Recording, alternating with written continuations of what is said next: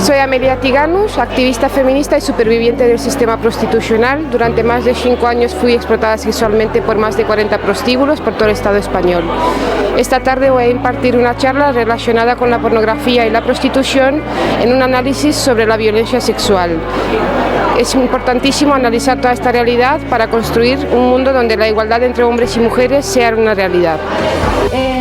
Pero la vida en un prostíbulo es lo más alejado a lo que se tiende a creer.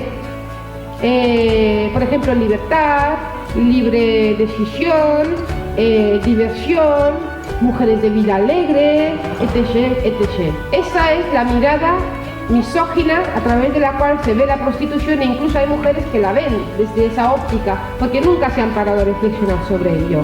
En la prostitución y en esos campos de concentración exclusivos para mujeres empobrecidas, la vida pasa lentamente, pero realmente no existe el tiempo.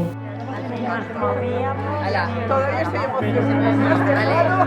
Tengo una cosita ahí que nos ayuda.